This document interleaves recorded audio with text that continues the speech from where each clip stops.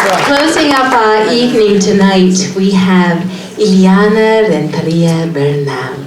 She is the program coordinator for Raising a Reader and mental health first aid instructor with a background in medicine and a bachelor's degree in psychology in Mexico. Iliana was a preschool and kindergarten English teacher and later researched teenage pregnancy while assisting in the coordination of the Masters in Public Economic Health for the National Public Health Institute in Cuernavaca, Morelos, Mexico. Let's put our hands together and taking our immigrant stories home tonight.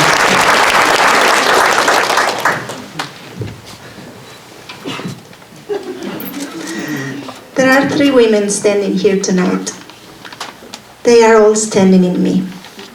The first one is my grandmother, Jovita Lujano Oriostegui, with her long braids, her thick eyebrows, her deep voice, her delicious food in her ever-crowded, colorful kitchen that used to gather us all together to drink some of her hot chocolate batido.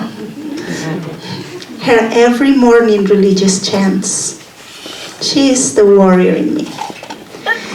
She was born in a remote area in La Sierra de Guerrero when her family ran away from La Revolución. There, she met and married my grandfather when she was only 15 years old, against her mother's advice. She taught him how to read, and he became a very successful lumber businessman. After he got rich, they were able to move to a bigger town that was still pretty small, but bigger than the previous one. And there, with 8 children, she went back to school. After my grandfather passed away, she was able to provide for her family. She started her own landlord and food business and became the matriarch of my family. My husband tells me she reminds him of Frida Kahlo. She kind of looks like her. And just like her, she was in a lot of physical pain. When she was 40, she became crippled with arthritis. And medical services back there were really scarce, so her illness got worse with time. But still, everyone in town knew and loved her. Years before I was born, she had bought a very expensive encyclopedia that came in volumes. It was meant to be used by her children, but it was me who got to use it the most. Her deep religious faith gave me my spirituality. Her strength was my example, and her encyclopedia gave me wings. The second woman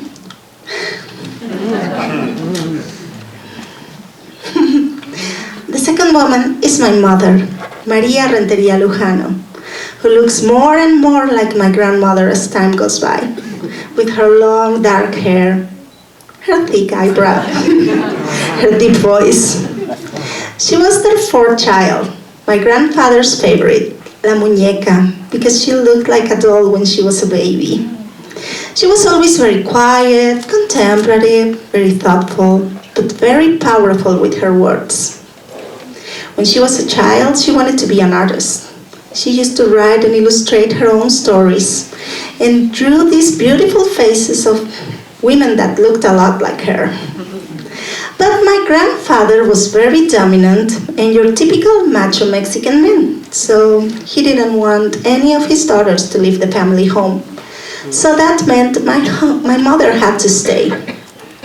When she was 20, she became pregnant and a single mother at the same time, which was a surprise for everyone, especially her, because of her very conservative upbringing. But that only made her stronger and more determined. She is the problem solver in me.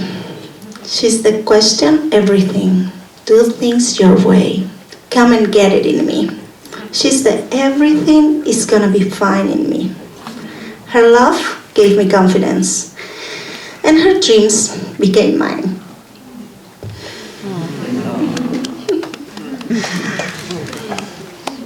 And then there's me, Iliana Renteria. I was born a premature, so chances of survival weren't really in my favor. But my mom devoted all her time to taking care of me. She took me everywhere with her and talked to me all the time. My grandmother used to make fun of her for talking to a baby as if I could understand the words she was saying. But I think I kind of did. She used to take me to bookstores and told me that I needed to learn to read by myself if I wanted to understand all the stories that I was interested in.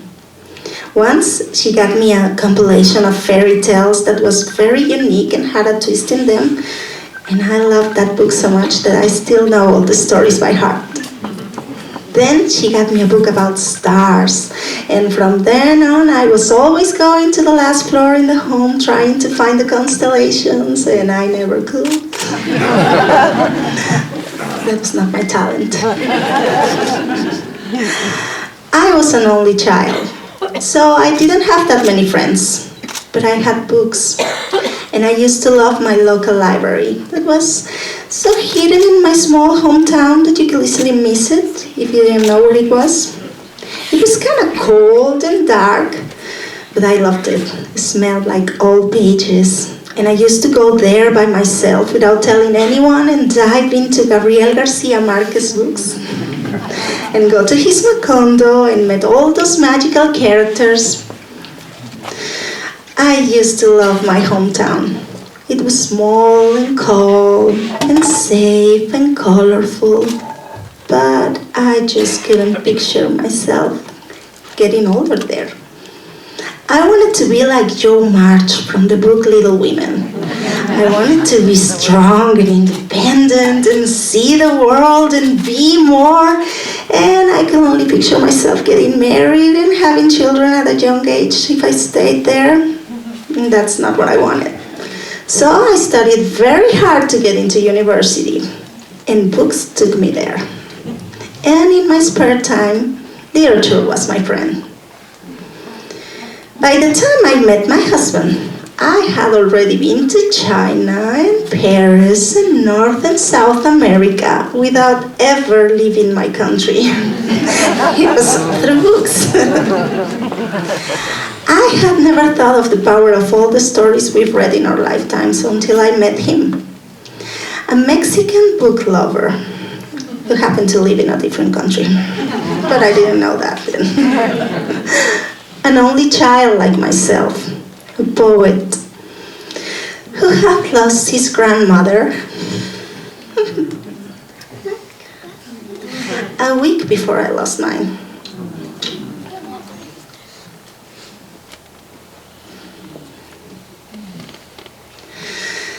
I'd like to believe it was them who brought us together. Books gave me wings. And he gave me a reason to fly.